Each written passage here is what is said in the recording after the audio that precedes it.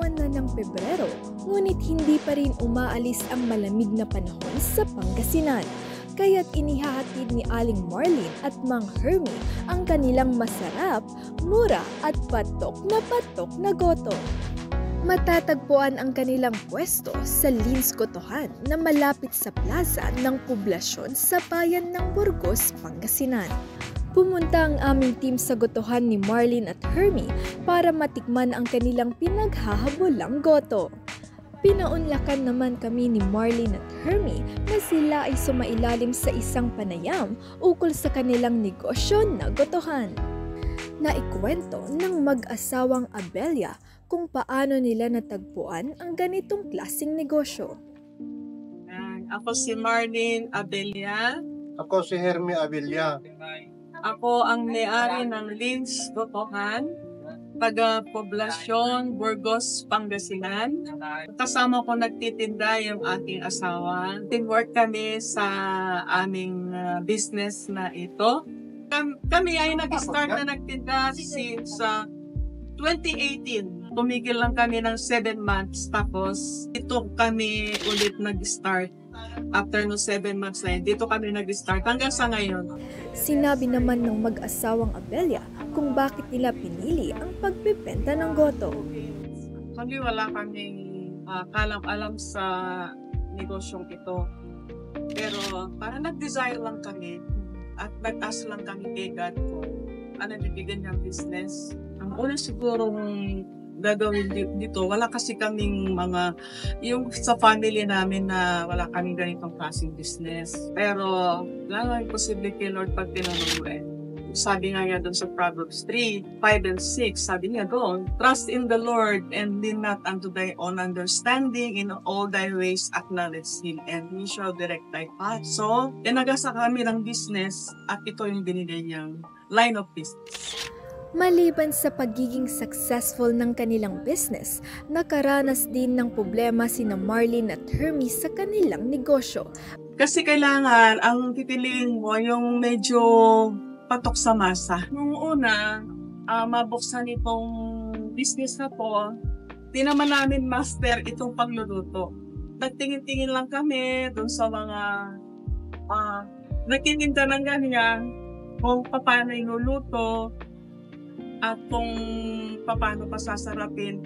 Pero sa business namin ito, ilang taon din bago naging ganito. Kasi nung nandun pa kami sa palengke, minsan di kami makabenta, minsan pa nga isang hapon lang, yung 300 lang ang benta namin. So yung luto namin noon, goto lang. Tapos nung nag-introduce kami ng money, nag-capital kami sa beef money, pero walang pumatol. Ganun yata yung business I-introduce mo, pero you must take the risk kasi matagal bago iyon masasanay ang tao.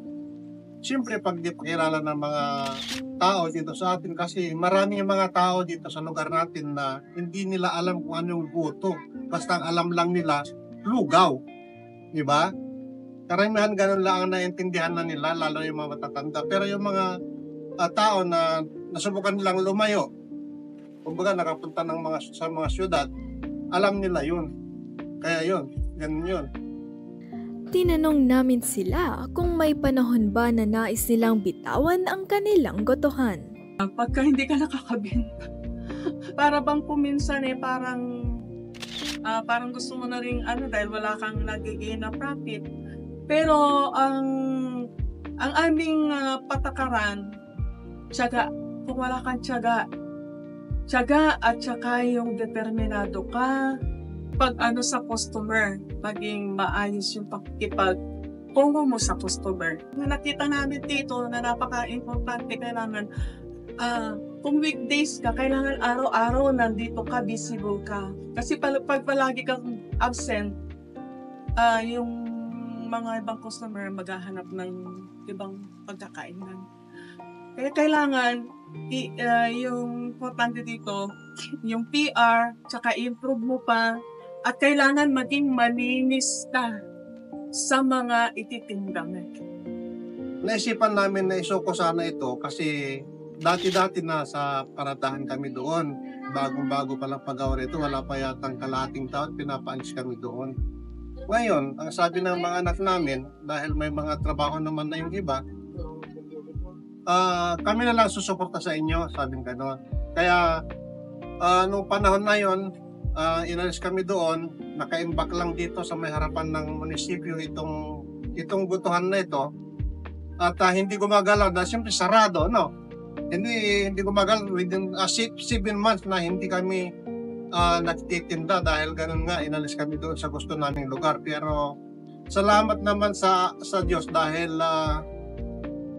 nung bandang huli ay sabi ko sa misis ko kasi 7 buwan na hindi kami na nagtitinda at alam niyo naman sa haba ng panahon na ganun at nagpapaaral ka pa ng mga anak mo, kailangan mo ng kumita. Kinuha namin ang kanilang opinyon ukol sa kalidad na dapat magkaroon sila para maging isang matagumpay na negosyante. Kailangan nga yung passion mo, kung passion mo pagluluto, kahit pagod ka na, kailangan mo pa rin ipagpatuloy itong pagluluto mo. Kasi pagka yung pagod ka na, naiinis ka na, baka yung makakain hindi masarapan. Kaya kung anong ginagawa mo, kahit na napakahirap, halos maghapon kami nakatay nila ang Kenyo, despite of na kami mga senior na, kailangan naming pagtiyagaan ito kasi ito yung passion namin, ito yung love namin. Nagbigay din sila ng opinyon kung ano ang kanilang kontribusyon sa ekonomiya bilang isang negosyante.